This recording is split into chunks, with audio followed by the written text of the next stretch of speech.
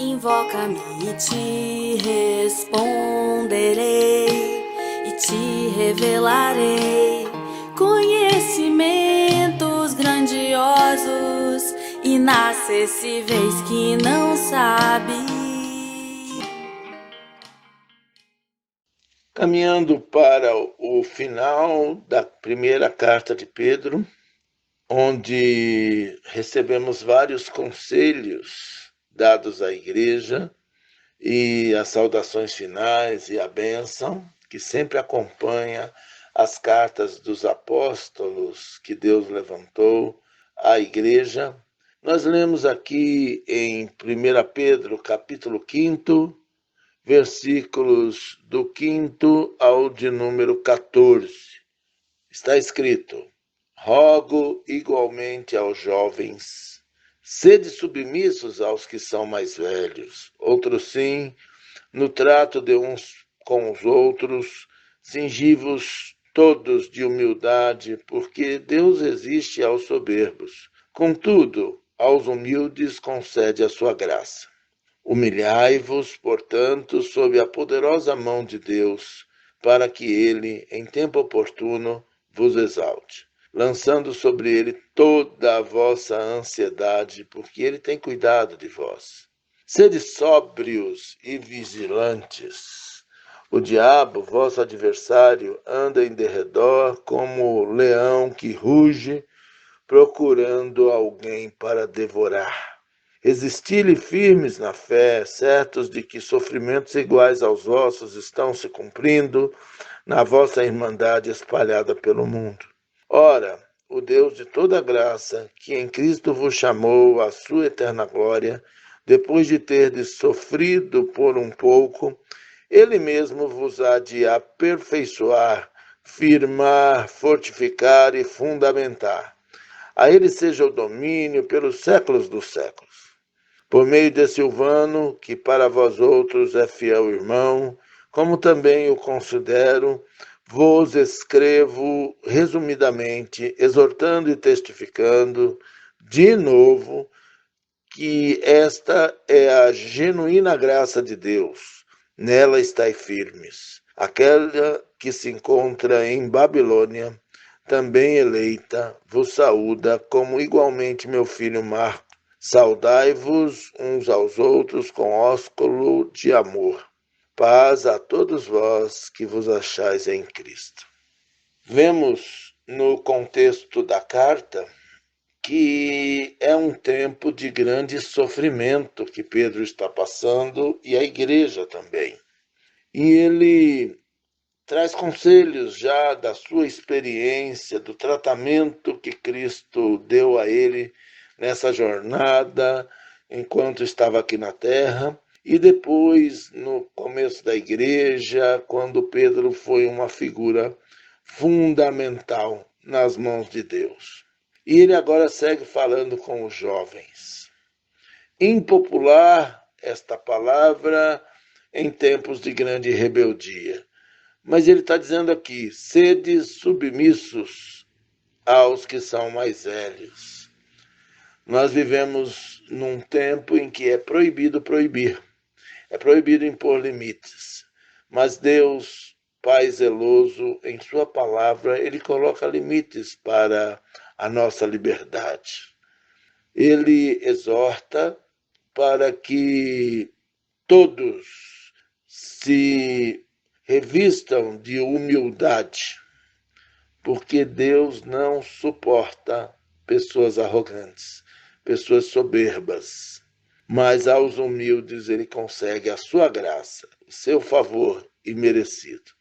Então, cientes disso, ele fala: humilhai-vos, portanto, sob a poderosa mão de Deus, e ele a seu tempo, no tempo de Deus, vos exalte, vos coloque numa posição de honra. E isso, todo esse trabalho, a percepção da grandeza das coisas a fazer e da nossa pequenez como humanos limitados, muitas vezes gera uma certa ansiedade. Mas aqui a gente aprende que, como Deus é o Senhor de tudo, e cuida de nós, nós devemos lançar sobre ele toda a ansiedade. Ele só pede que estejamos atentos, sejamos sóbrios. Sóbrios quer dizer equilibrados, que não pendem nem para um lado nem para o outro. E sóbrio também é aquele que não bebe. Não vos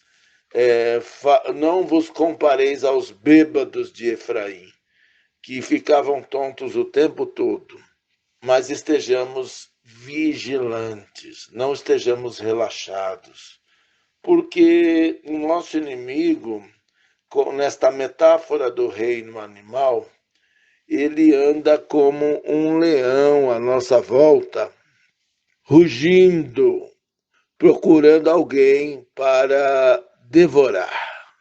E esse rugido é a primeira coisa que paralisa a presa.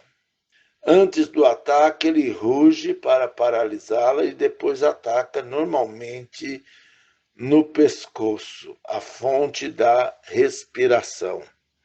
E a ordem do dia é resistir-lhe firmes na fé, certos de que não é só a gente que sofre. Na nossa autocomiseração, temos a tendência a imaginar que só nós sofremos.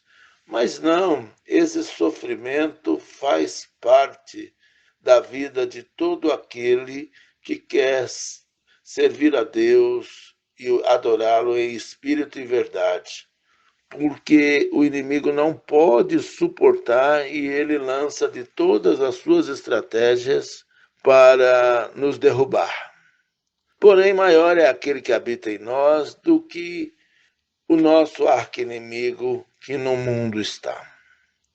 E o Deus de toda graça, aquele que nos chama à sua eterna glória, depois de tudo isso que vai passar, de todas estas dores, de todas essas lágrimas que vão passar, só por mais um pouco, ele mesmo vai nos aperfeiçoar, firmar, fortificar e fundamentar na palavra.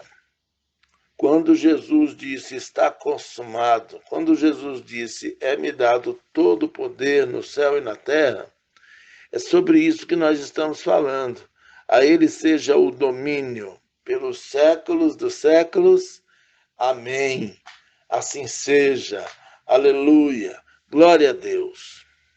Temos aqui aquele que tem a responsabilidade de levar a mensagem como fiel irmão. Ele é muito querido por esses irmãos a quem Pedro se dirigiu e por ele mesmo.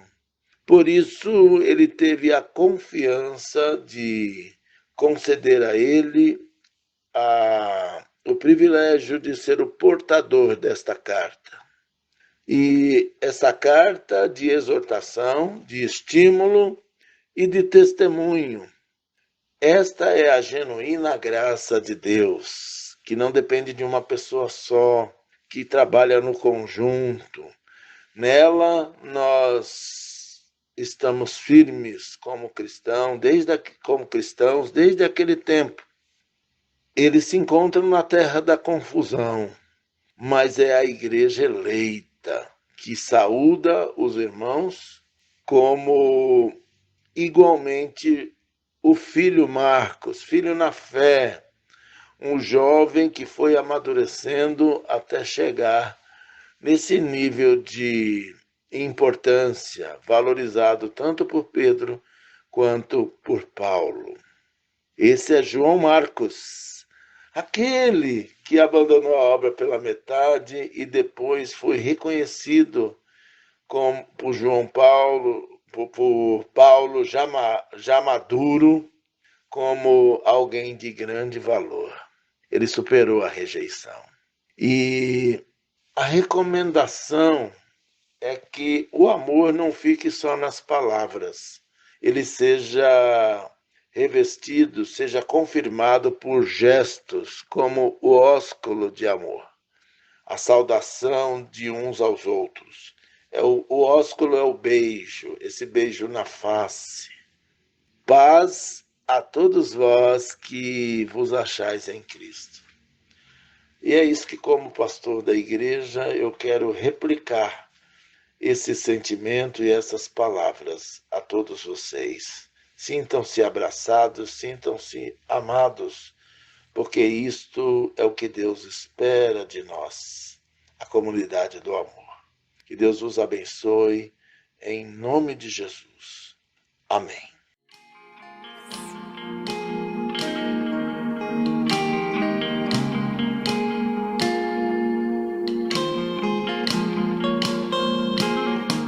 Invoca-me